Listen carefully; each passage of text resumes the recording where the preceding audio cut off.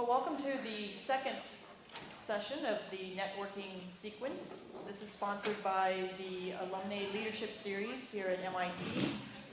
The Alumni Leadership Series is a joint effort between the Association of MIT Alumni, who I represent, and the Sloan Alumni Club of Boston, represented by my co-chair, Rebecca Schechter. And welcome. For those of you who were in the previous session, you're going to hear a little bit of duplicate, but I have to do our little commercial here. ALS is designed to help MIT alumni, and in particular female professionals. We try to broaden it beyond the scope of just the MIT walls. Those with a technology bent, to provide some series of lectures and presentations that help them in their career or in other areas of their life that are important to them, where they're experiencing some specific challenges. So our series of workshops are geared toward helping them address those types of challenges. So this part of the panel is the second of the series. The first presentation that we heard was a selection of stories from professional women who have been successful and how they leverage networking to either further their career or their business opportunities, or to serendipitously arrive at where they are now. In this session, we're going to hear from Diane Darling, who is the CEO of sorry, it wasn't effective networking. Thank you. Not defective. Did I say defective? No. You'd be surprised how many people say to me, you named your company Defective Networking. Oh, that could be interesting. It'd be very interesting. And Rick, I'm sorry, I'm going to mess up. Borovoy. Borovoy. Yeah. Borovoy, who is the CTO of NTAG, who is the provider of our fun little tags. And for those of you who did not register for the entire session, we have a handout. So if you have one of the tags that's just the name, then you get to have one of these as well. But the rest of you, this should be in your bag. If you can please leave these just for the people who need them. Thanks. So without further ado, I'm going to hand it back over to you. Great. Thank you very much. How many of you were in the panel before? Just want to get a general. Okay. Quick question. Do we have anybody here who's happily married? So tell me about your first date. Oh, gosh. Oh, we went out to dinner. The power went out just before dessert was served, so we got dinner for free. And we couldn't go to the movies like we planned to do, so that was the end of it. We had a free dinner. You had a free dinner. At the end of that dinner, did you get married? No. No. Notice how fast she said that. Now, in the previous panel, you heard a lot about the negativity or some of the downsides of networking. And this is one of the reasons why. How many of you would actually go out with somebody and get married that night?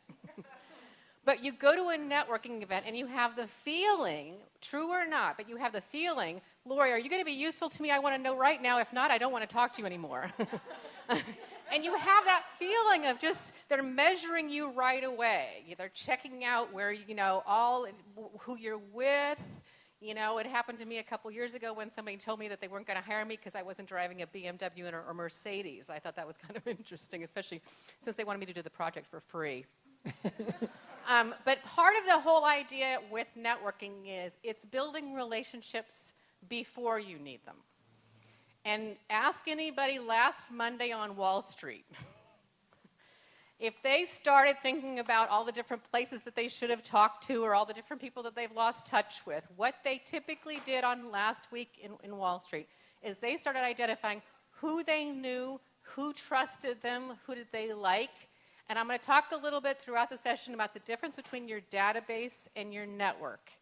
The gist of it is your database is every single person you've ever met. My database is huge. I'm sure yours is even larger. But the network is the people who return my phone call and how quickly. That's how I know who's in my network. And networking is the transference of trust. Now, quickly how Rick and I met was I used to have my office at Idea Lab, which was an incubator in Back Bay. And one day I came into my office and there was a lot of Idea Lab people and they had some extra desks in there, so I rented one of the desks to start my business. My business before this was helping people with lost and found. So when you leave your beautiful jewelry behind at the hotel, they would call you back. The reason they don't now is if Mr. Laurie answers the phone and he says, I didn't know my wife was in Boston. Isn't that interesting? You're in trouble when you come home. And that's why hotels don't call you. September 11th happened. That business went the wayside. In the meantime, I had been teaching some networking skills, and that kind of took on a life of its own. And one day, this woman came up to me and she goes, I was skiing with some people, and I don't remember if it was you or if it was Mitch. But she said, I came back from skiing, and there's this guy who's got this weird tag, and it's a tag that talks to you, and so you actually don't have to think about what to say. The tag will help you with the conversation. You two should meet. And that's how we first met. And so that's the transference of trust, which is essential with networking. She trusted that I would be somebody who would be honorable for Rick to meet and vice versa. And then it kind of, I think we've been talking for 3 years and this is the first time we've worked together. So part of it takes time. You know, you didn't get married on the first date. But a big part of networking we're going to talk about in the action items of this is to give yourself some time. If you're in a job hunt mode, you're job hunting. If you're in sales mode, you're in sales mode. Networking is not that. Networking is building relationships, and then when you need something down the line, you know who in your network to tap into. And there's a really important difference with that. So I just kind of wanted to, I heard the tail end of the panel, and there can be so many negative feelings about networking. I just wanted to kind of share that part of it. If you do it authentically, I'll definitely share some of the male and female differences that I see, and I don't think one's better than the other. I think there's good men and bad women and vice versa. But in general, I want you to think about that definition of building relationships before you need them. What I'd like for you now is to look at this chart that you have. And one of the things that's great about NTAG is it gives you some conversation starters as these tags work together. Now, I'm going to have Rick talk a little bit about it, but before I go into any event, I like to think of 2 or 3 questions I could ask anyone in the room. And I'm actually going to start doing a workshop soon called Small Talk for Smart People. Because small talk is so annoying, and it seems so tedious, and yet that's really many of the cases on how you kind of get the conversation started. And anybody here have a little one, like a 4 or 5-year-old?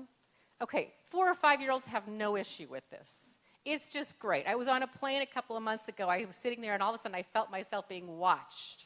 I looked up, and this little boy says, I'm 4. How old are you? No fear. No fear. And if you're at all feeling anxious ever in your life, I want you to remember what you were like before you knew fear. When you had that same innocence of that 4-year-old who just simply said, now you might not going to say, how old are you, when you're now over 4, but you do kind of want to think about that opening of how you can open up a conversation. Now I'm going to have Rick talk about the technology that is going to help make all this happen, so we can beam me up, Scotty. All right, cool. Am I on here? Can you hear me in the back there? It's okay? All right, good. So first of all, a little bit of housekeeping. How many of you actually have tags? A little worried because I'm looking around. Oh, a little more than I thought. Okay, we have a couple of more that were made. How many don't have tags? Let me just quickly call off some names here. There was a little bit of a crazy registration for this event. I can't explain it to you because I don't really understand it myself. But there were a complex Venn diagram of who was in what group, and we sort of tried to get tags for everyone, but it didn't totally work out. So just permit me to run through 8 names here of people whose tags I have up here, if you're here. Michelle Bush. Awesome, you're a lucky winner. Mary Tony. This is a good table here. Nina Eigerman. No? Anybody want to be Nina? Yeah, absolutely.